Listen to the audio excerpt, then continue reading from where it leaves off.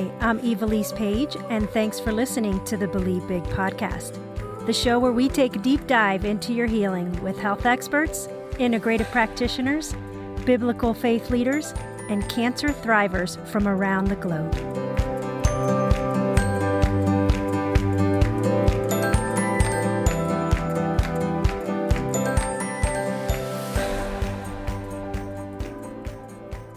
Welcome to today's episode on the Believe Big podcast. My name is Evilise Page, and today you are in for a treat. You've heard us speak on sugar and how it's everywhere in our diets, from the obvious sources like desserts and soda to hidden sugars and processed foods. But what effect does this constant intake of sugar have on our bodies, particularly when it comes to cancer? Today, we have one of our favorite integrative docs back on, Dr. Lucas Timms, to discuss the role that sugar plays in cancer development and progression. Dr. Lucas is an expert on naturopathic oncology and integrative cancer care. He specializes in IV vitamin C, mistletoe, ozone therapy, the immune system, you name it, and more. In addition to patient care, Dr. Lucas enjoys doing his own research, teaching, and writing for medical journals. He currently serves as the medical director at the Reardon Clinic. So welcome back again, Dr. Timms, to the show. Thanks, Evilise. Thanks for inviting me back. I'll take it as a positive that we got invited back. I'm looking forward to discussing a different topic today with you. And hopefully educating your audience a little bit. We appreciate your time. I know you're a very busy man. So let's get started. I know we always ask what our favorite health tip is to those guests that come onto the show. And last time you shared about gratitude journaling and the importance of that. Do you have another favorite that you can share with us? I do. And this is perfect because this is the thing I try to do right after my gratitude journal in the morning. So we're just going in sequence of my morning routine here. Might not be for everybody, but I would really encourage people to at least try doing some cold plunging. I don't know. Have you tried cold plunges? I did it once at the biohacking conference. I'm from Puerto Rico, so I love the heat. I love warm showers. I love the sauna, but I was petrified of the cold plunge. But you know what? I did it. And I was so grateful that I did. I was clearer than I've ever been. I was warmer than I had been. So share with us why it's such a good practice. Yeah, it's certainly not a pleasurable experience. And it's like that old adage, like eat the frog, right? Do something in the morning that, is going to be the worst thing you'll do all day. And then everything else after that is like cake. So that's the mindset there. But actually, from a science standpoint, what's happening in the body when you plunge your body into cold, and you can do it with a cold shower, but even better if you can completely submerge yourself, at least up to your neck, in cold water. And we're talking about maybe 40 to 50 degrees Fahrenheit water. What happens is, number one, you get a blood constriction or blood transfer, really what happens, where most of the blood flow that's on the surface of your body is going very rapidly towards your vital organs. And you get a ton of this thrust of the blood flow that goes to the vital organs, which wakes them up.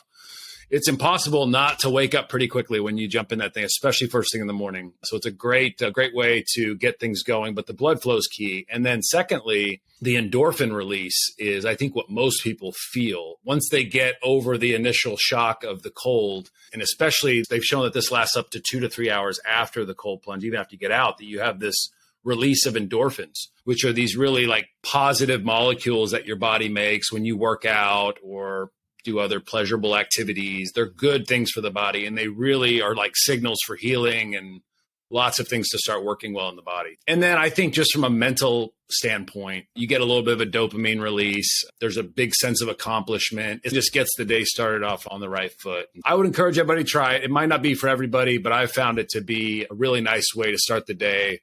And to couple that with the gratitude journal, boy, I think it's a great 1-2 punch. I have 10 questions on the top of my head, so maybe we have you back to talk about cold plunging. I don't claim to be an expert. I've only been doing it regularly myself for maybe 2 or 3 months. I hear amazing things. My husband wants to get one. I try and dip my toes into it, literally, like when I turn on the shower, instead of waiting till it gets hot, I get in and I just bring my legs in and I'm like, okay, one day I will fully get under the shower head. You got to grit through it in the beginning. Yeah. I won't say that it necessarily gets to the point where it's easy, That's not the point of it, honestly. But you do get used to, I think, just like exercising anything, whether it's a muscle or your mind or your willpower or whatever, you get better at it. Okay. Well, thank you for sharing that. Now, let's get into sugar. Can consuming too much sugar increase the risk of developing cancer? I love that we're talking about this, first of all, because this is one of the questions that comes across from my patients, pretty much every patient at some point in their journey, whether it's the first question or once we start talking about diet and what should I eat. It's always about, can I eat sugar? Should I be completely no sugar? What do I need to be watching for? Do I need to read labels? Are all sugars created equally? So there's a lot of nuances to that question, right? It's not just sugar is bad, right? And so we have to have some breakdown of what we're talking about when we say the word sugar, okay? Yeah. And so sugar is essentially, it all breaks down to something called glucose, right? And that is the main fuel source that most of our cells run on, okay? In a normal healthy cell, the cell will take in a glucose molecule, one glucose molecule, and it can make a large number of what are called ATP out of that glucose molecule. And that is in a healthy cell. And so healthy cells are very efficient about using a little bit of sugar, a little bit of glucose, and making a ton of energy out of it. Where we get into problems with cancer cells, and this is what Dr. Warburg figured out back in the mid-1900s, and what more recent work by Dr. Thomas Seyfried and a lot of other people have carried the torch on, looking at cancer as a metabolic problem, they discovered that cancer cells, in order to make a very small amount of energy, require a ton of glucose. So it's the exact opposite of the way the metabolism of the cell is supposed to work. Healthy cells, a little bit of sugar equals a lot of energy. Cancer cells, a lot of sugar equals a little bit of energy, okay? So when we talk about, does sugar feed cancer? Does excess sugar intake cause cancer? I don't think we can necessarily say that.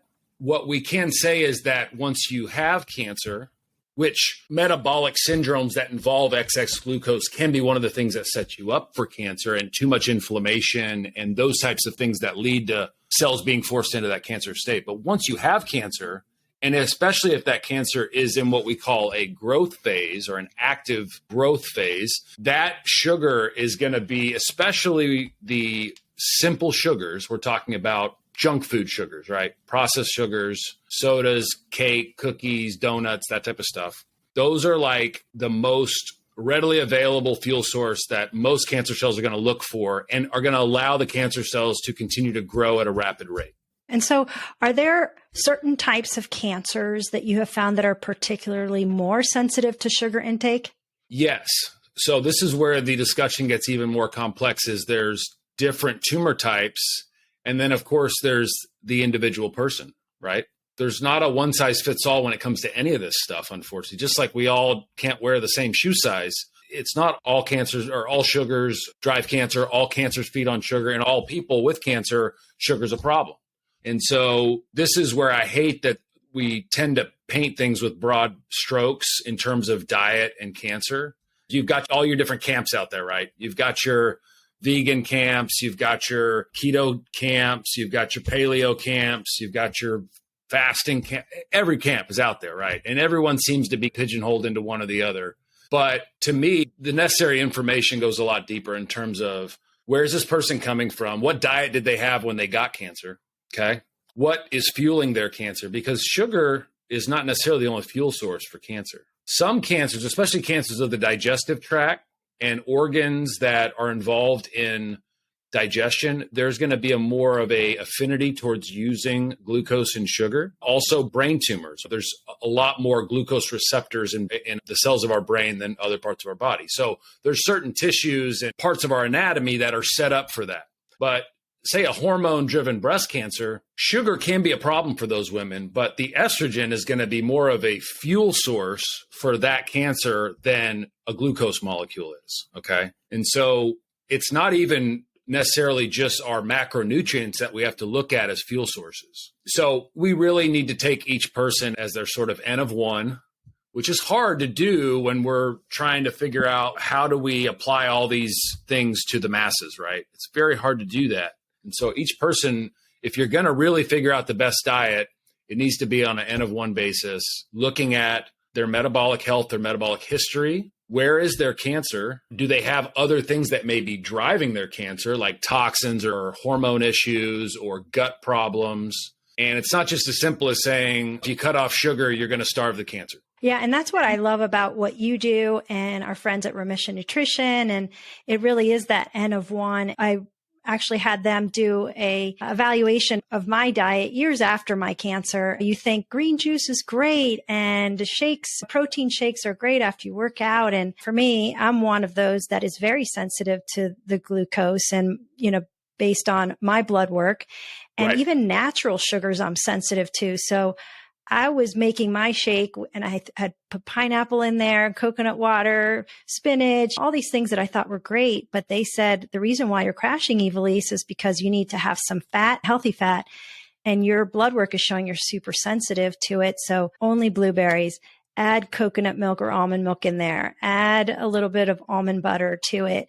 And sure enough, once I made those small tweaks, I had consistent energy. I wasn't crashing. You're absolutely right that each individual needs to be evaluated based on what their body is showing and their type of cancer and what's going to be best for them in that season, even of their cancer journey.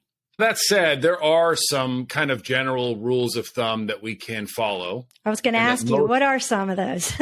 Most cancer patients can broadly applicable. And obviously, like I said, the refined added sugars, the ultra processed foods that contain a lot of simple sugars and carbohydrates, those are going to be bad for everybody under the sun, okay? Because they cause a lot of oxidative stress. They are usually the types of sugars that drive up insulin, which insulin is another piece of the sugar discussion that actually should be focused on more than just glucose, because some kinds of sugars and carbohydrates spike insulin, some of them don't, depends on the individual. But those types of ultra processed sugars, refined sugars, added sugars, those are the ones that really cause a large spike in our insulin, which causes a lot of inflammation and a lot of metabolic disorders. So you definitely want to cut those foods out as much as possible. The other thing would be eating any kind of carbohydrate or sugar simply by itself, okay? You want to couple your carbohydrates, ideally with a little bit of fat and a little bit of protein. We could argue around what the perfect ratio is. I think it depends on the individual, depends on the quantity that they're eating and what time of day and lots of other things, right? It's not just as simple as this many carbs, this many protein, this many fats. I wish it were. Make my job a lot easier. But you definitely don't want to be eating sugar and carbs, even naturally occurring ones, like you said, with your situation, coupling it with a little bit of the other macronutrients, which slows down the digestion, which is what our digestion wants. It wants slow and low. It does not want fast. And that's where I get into a lot of problems with juicing. People are doing a massive amount of juicing because it's a huge bolus of things that the body is not designed to deal with at that rate of ingestion, okay? It's not as nature intended. And so it puts a strain on the digestive tract. But those are two rules of thumb when it comes to sugar that everyone can subscribe to. That is, avoid the junk food and don't eat any kind of carbs or sugar just by itself. Don't just go and eat a piece of bread. Like, have some nut butter with it, have some regular butter on it, something that goes with it to help couple and slows down that digestion process, which is the way our bodies are designed to work. I was also told, and can you tell me that after you eat a meal, the best thing to do is to go for a walk because it helps with your insulin levels? Is that a great little hack that someone can do after they eat? 100%. A lot of good things happen when you move your body within the first 20 to 30 minutes after a meal. You get improved blood flow, but you also get activation of muscles, which are they're like sponges for a lot of the excess glucose. So you don't get as long of a glucose spike, which is in turn what spikes insulin, which again, we talked about. That's really what creates the inflammatory cascade. So the quicker your body utilizes that glucose, and the muscles are like sponges, they'll just pull up whatever the excess is. If you're activating those muscles with a walk or some type of other movement activity, you're going to have less of a risk of having a elongated glucose spike after that meal. Okay, that's great.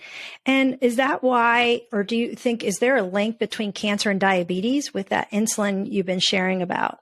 Some cancers, yes, not all of them, but we do see evidence and data connecting most solid tumors with metabolic disorders, not just diabetes, but we're talking about mainly diabetes type 2. But yes, the insulin spike, which leads to prolonged insulin spikes, leads to insulin resistance.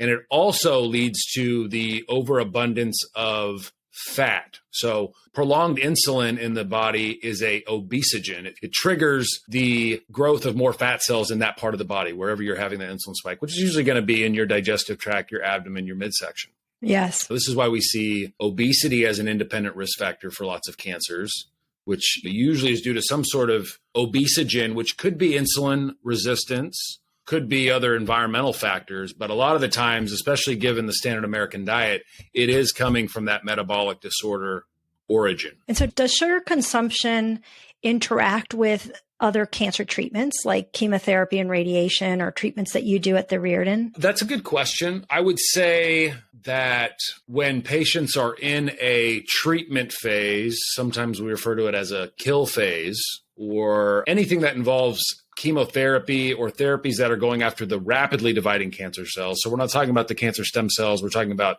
kind of the initial kill phase of cancer. Those therapies are going to work optimally in patients where the glucose is at a very low level. Okay. So what's going to happen is it's almost like a mousetrap effect, where if you starve those cancer cells, and again, we're not talking about every type of cancer, talking about in general, but for most cancers, when patients are going through active treatment, if we are doing some fasting or we're doing more of a ketogenic style diet where we're suppressing glucose levels in the body, that puts these cancer cells into a more vulnerable state, a more susceptible state, where those therapies are going to have a more profound impact on them. Does that make sense? Yes, it really does.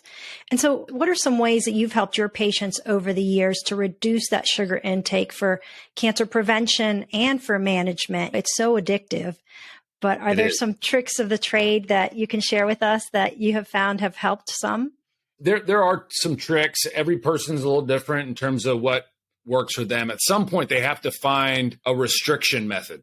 Okay. And so for some people, it can be restricting the quantity. For some people, it can be restricting their feeding window. For some people, it can be restricting the glucose, but maybe increasing intake of other macronutrients. So that would be more like a keto style diet or paleo diet. And then for some people are just very good at fasting. Their body just has the ability. I call them that they have a hybrid engine. Their body can run on all types of fuel sources or run on almost nothing. And so some people don't fast very well. Some people fast very easily. Fasting, I think, is always, if you have those people that are naturally good fasters, then I think that's always the best way to go, because it takes a lot of the other guesswork out of it. And it has a lot of other benefits in the body with the autophagy and things we can talk about in other podcasts maybe down the road. But fasting, I think, is always the way I try to start people. If they're having a lot of struggle and trouble with fasting, a ketogenic diet or a time restricted feeding window really can work well for some people. That's great. That's great advice. I know for me, I'm okay if I can just have one of something and I'm done. And when I was going through cancer, one of the advice that my practitioner had shared to me, which I still remember to this day, and he said, Evilise, you also have to live.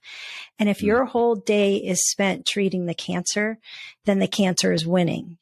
And what brings you joy is also important. And not that food has to be that answer. There are so many other factors that I use to bring me joy. One of my treats is a homemade chocolate chip cookie.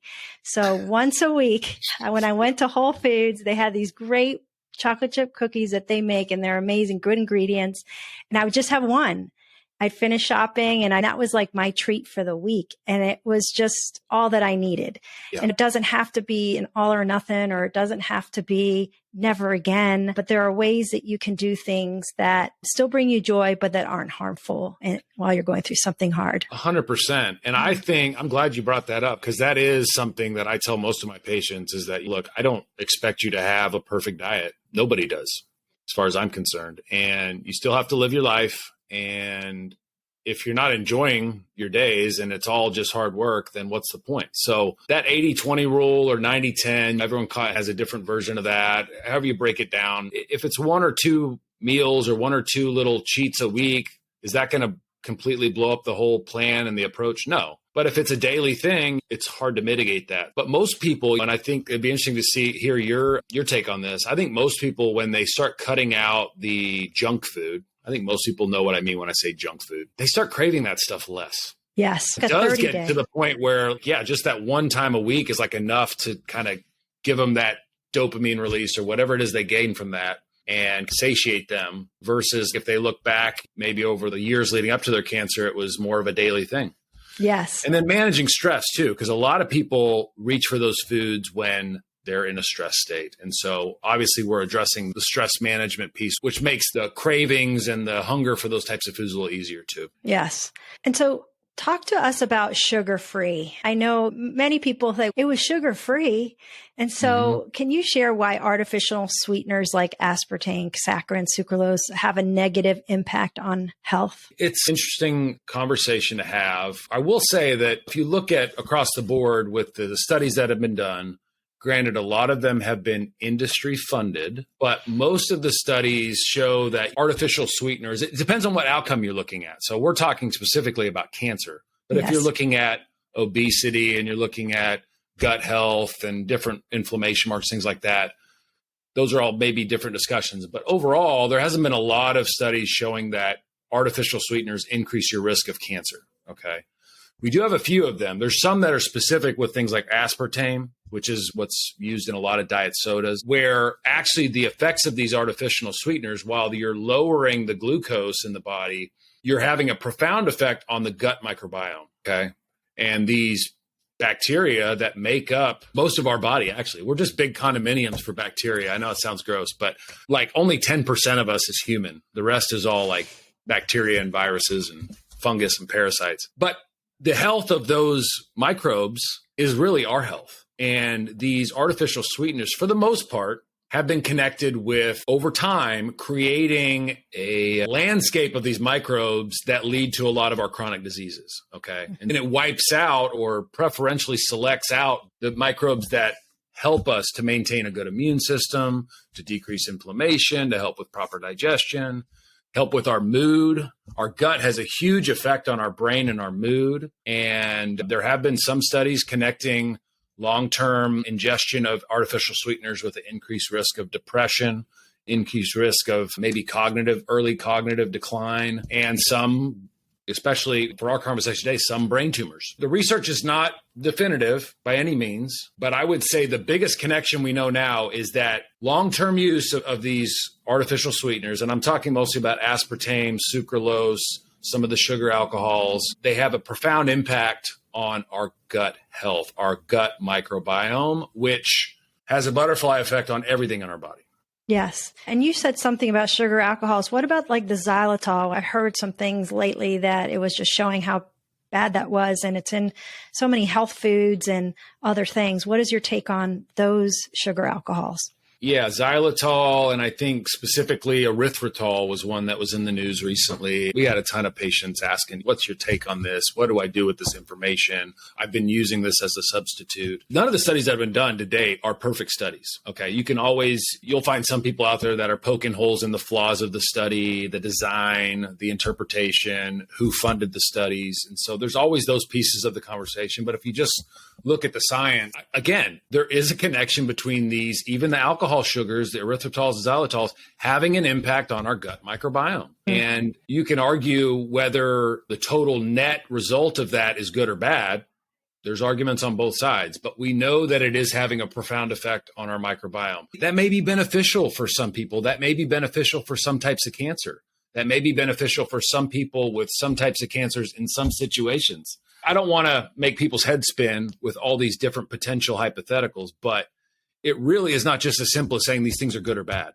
Yeah, I really need to be evaluated personally so that you can be at peace to know what does your body need. And that's where I ended up ending the conversation with most people, is that we have the ability to look at the gut breakdown of most people. We have the ability to look at certain metabolic signals in terms of your insulin, in terms of inflammation markers, and even look at, do you have enough healthy bacteria? Do you have an overgrowth of pathogenic bacteria? Do you have overgrowth of yeast and fungus in your gut?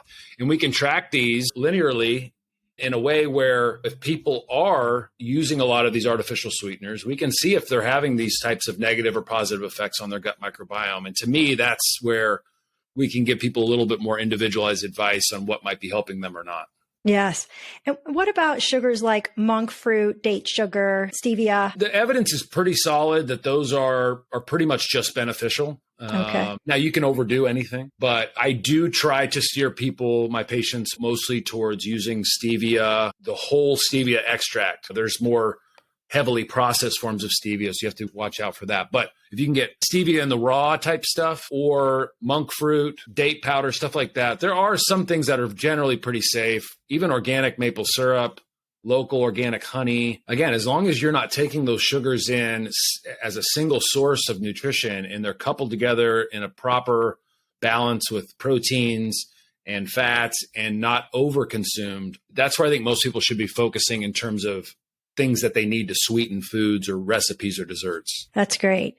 And in closing, is there anything else that you'd like to add about sugar that I did not ask? I would say that most people, when they first enter that cancer journey, right, that a lot of the information that's out there when they first start reading about how can they change their diet, and even I'm guilty of this too, is get off of sugar, right? And so they sometimes take that very literally and they stop eating everything that has any sort of sugar or carbohydrate under the sun. And then we see them and they've lost 40 pounds. They've lost a lot of muscle mass. They've become very weakened. And so before you go doing anything super restrictive, even when it comes to sugar, you should really work with somebody and you should really understand what the proper way to implement a diet strategy for your type of cancer, for your situation is before you go really extreme, because we see some people that really shoot themselves in the foot and they've lost a lot of their muscle mass and are severely malnourished as a byproduct of trying to cut out every single sugar under the sun. So that would be my kind of one thing I'd part with today is just really there are people out here that can help you navigate this and stay away from the extreme opinions. Thank you. That's great advice. Thank you so much for joining us today and always being so willing to give of your time to help our listeners out. My pleasure. Thank you for having me.